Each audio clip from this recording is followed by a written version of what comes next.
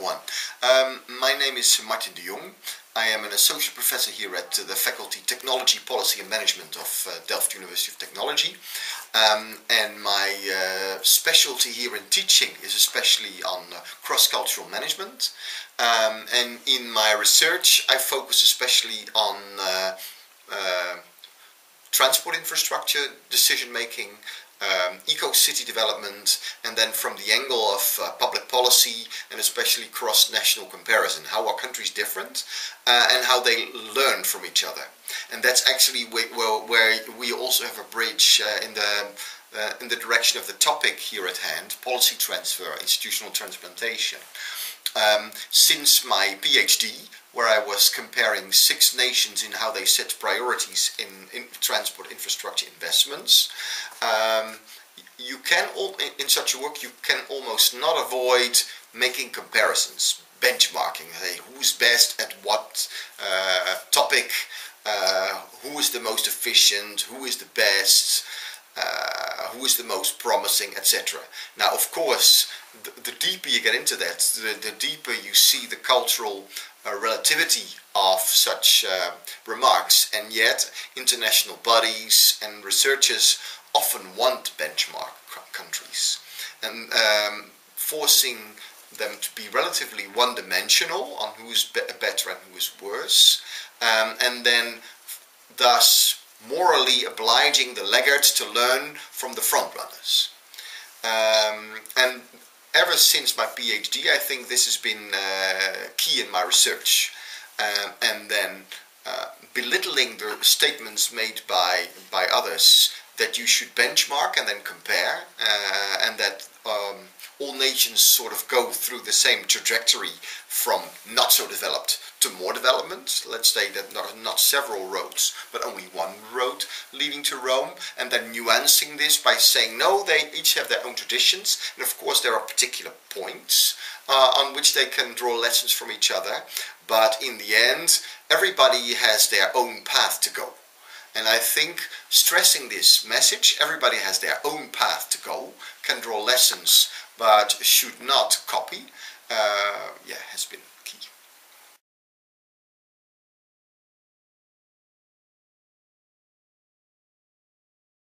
It is important because self-improvement comes from looking at others, not by slavishly copying others, but by seeing where your strengths and weaknesses lie and where you can improve yourself.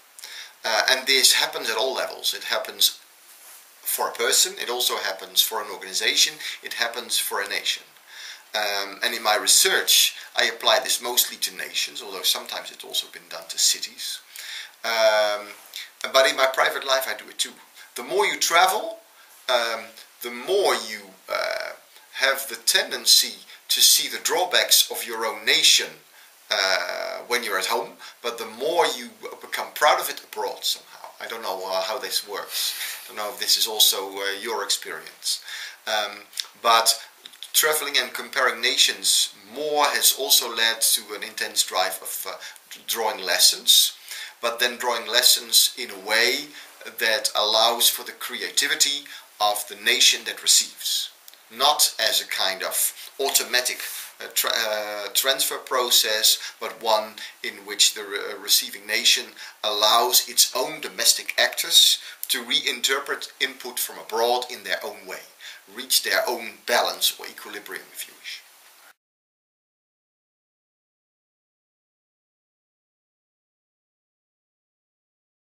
It started out with a kind of edited book. No, it started out with my dissertation, and then came the edited book that appeared in 2002, Theory and Practice of Institutional Transplantation, in which we had many case studies. At that point it was still largely theoretical and studying various cases around the world with this theoretical framework. But over time I've also been involved in transplantation myself. I set up a double degree master program in which our university, Delft, and Harvard Institute of Technology developed a joint, a double degree master program. and there you, if you want to produce something together, then obviously elements from China come here and vice versa. And later on, I've been involved, even fairly directly involved, in development of a low-carbon city in Shenzhen. And there we had to draw lessons on how to make an eco-city from various places around the world. Maybe the Chinese at that point were particularly interested in drawing lessons from Holland, because it was supposed to be a government-to-government collaboration. So there again this appeared, and I've been doing it in setting up a joint research institute between TU Delft and South China University of Technology in Guangzhou. So over time I kept analyzing policy transfer, but I've been more personally involved as well.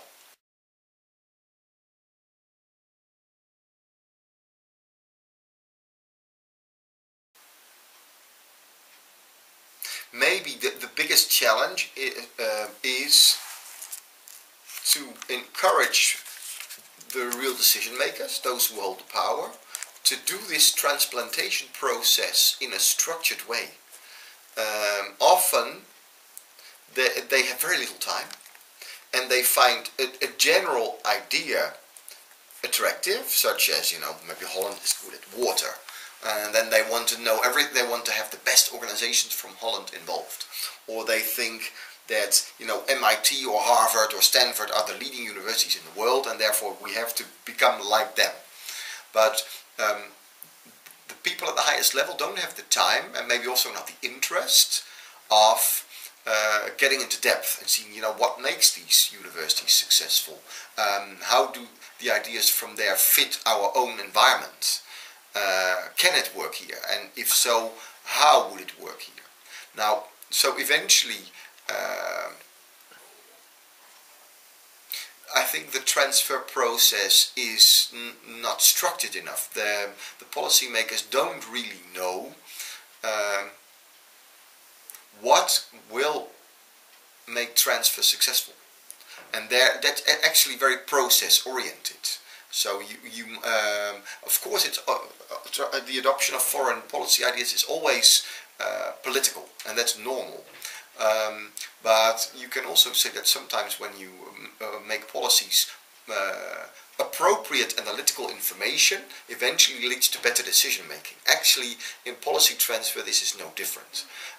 If you know how to do it, not only what is politically convenient or good for someone's career, but also what would lead to the best result, what is achievable, and not only name dropping with MIT, but also actually looking at what they do right and what they do wrong. The prescription of policy transfer is the hard part. A lot of research has been very descriptive, and it's interesting and it's fun to read. Maybe in some cases we've gone some way into making prescription, but I think in the theory development, prescription is not yet strong enough. But even if it should become stronger than it is now, which I hope will be the case, getting that message across and getting policymakers to work in this more structured way, that will be a huge challenge. And I think that will still, if we are to show the relevance of what we are doing to the world of policy making, that this is somehow a hurdle we must overcome in the coming years.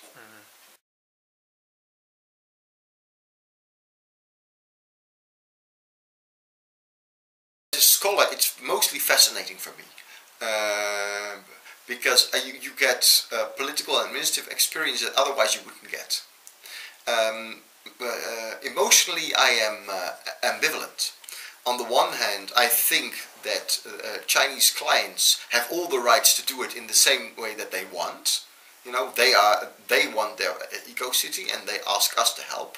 Well, helpers should not decide. Maybe they want to be heard, but they should not decide. So in the end, the Chinese can do it their own way. But on the other hand, of course, as an advisor, you feel in the end that you have a stake. You spend energy, money, etc. on developing ideas, and then if you feel that they are not really respected the way you would like to see it, that in the end maybe the low carbon city is going to come out, doesn't look nearly the way you would want it to be, because things in China have to be cheap and fast, and there is also a sense of disappointment. So on the one hand, as an advisor, I should respect, should find it normal that the client decides and does with it, the advice, what they want. But on the other hand, you say, it could have been so much better.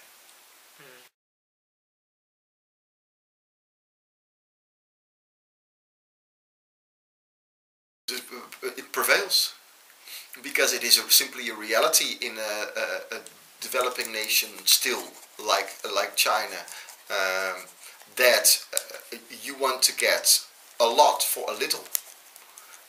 And you, on the one hand, you want maybe to have a green image, but economic growth is more important. So it's extremely understandable that Chinese clients for eco-city advice act in the way they do. But it's still disappointing. But it's, you know, this is culture. You know that China has certain cultural features. They're not always the same, but by and large you come across the same phenomena around the country, and it's a reality. But overall, I'm, you know, thankful that I can go through this experience and learn from it, and then maybe the real eco-city will come somewhere in the future.